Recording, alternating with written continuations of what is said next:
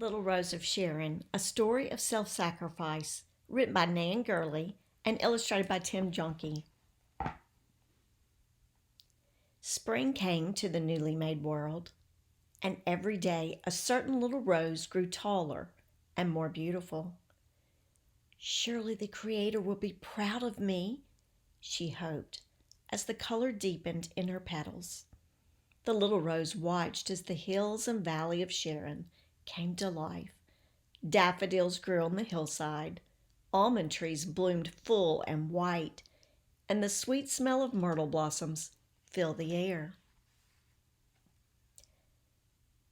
As the large green leaves on the fig trees above her danced gently in the breeze, the little rose looked up and saw a dove sitting on a nest made of twigs and grass.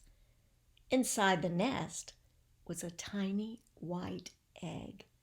While the mother dove flew over the hillside looking for seeds and nuts, the father dove sat on the egg and made soft, cooing sounds. Someday, very soon, thought the little rose, the baby dove will hatch out of its egg. Early one morning, as the sun peeked over the eastern sky, the little rose saw the Creator. He was walking through the cool grass, looking at all as trees and flowers. Sometimes he would stop for a moment and listen to a bird song, or sit in the shade of an olive tree and watch the sheep grazing on distant hills. The little rose stood straight and tall and opened her petals as far as she could. She hoped the Creator would notice her as he walked by. Soon he came walking toward her. Surely the Creator will be pleased with my beautiful petals, she thought happily. Then the Creator stood before her. For a long time, he looked down at her deep red petals and smiled. Before he turned to go, he bent down and breathed in her sweet smell. The little rose felt her heart would burst with joy. He noticed me, she thought, and he smiled at me. Truly, he must think I am beautiful. Later that evening, as she drifted off to sleep, the little rose was still remembering the smile of her Creator. During the night, a storm rolled in from the Mediterranean Sea. The wind howled through the trees, and the rain beat down on the shrubs and flowers. The little rose bent and swayed in the storm. She was frightened of losing her petals. As the rain beat against her, she held onto her petals with all her strength. Finally, the storm ended. When morning light filled the sky, the little rose was proud to see that none of her petals had fallen to the ground. But when she looked down, she saw a white shape on the ground below her. It was the tiny dove's egg, nestled deeply in the grass. It must have fallen out of the nest during the storm, she thought. Surely the mother and father dove will find it. She wished she could call out to them and tell them where the egg was lying, but she could only watch as the doves flew back and forth, looking for the egg and making sad and mournful sounds. All day, the doves searched for the tiny egg, but they never saw it in the grass beneath the rose. When the sky began to darken, the doves flew back to the branches of the fig tree.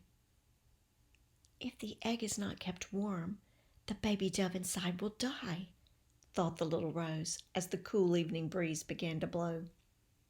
She was sad to think that the baby dove might never break out of its shell and learn to fly. If only I could keep it warm. As the moon slowly rose in the sky, covering the earth with a silver light, the little rose thought of the only way she could keep the egg warm through the chilly night. One by one, she dropped her petals and covered the tiny white dove's egg. When the last one fell, and the rose petal blanket was complete.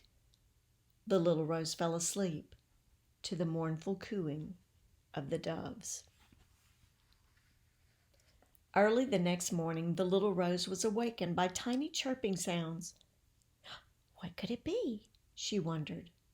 And then she noticed the smallest movement beneath the fallen petals. Suddenly, a tiny dove's beak poked out from beneath the rose petal blanket. The baby dove is alive, she thought, with joy as the chirping grew louder. The mother and father heard the baby dove and flew down from the fig tree.